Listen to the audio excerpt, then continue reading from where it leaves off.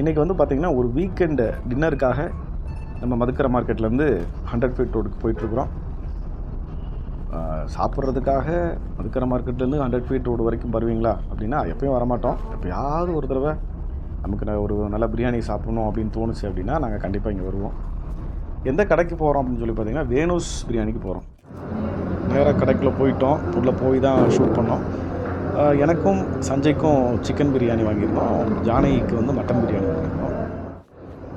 முதல்ல பிரியாணிக்கு மட்டன் தால்ச்சா எடுத்துகிட்டு வந்து கொடுத்துருந்தாங்க. இந்த வாளி நம்மக்கிட்ட தான் இருக்கும். உள்ளே கொஞ்சம் மட்டன் எலும்பு ரிலேட்டட் பீசஸ்லாம் இருக்குங்க.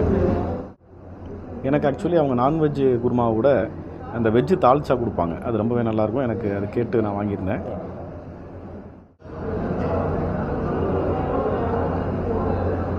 இது என்ன பிச்சு போட்ட கோழியா? நான் பிச்சு போட்ட கோழி கேட்டேன்.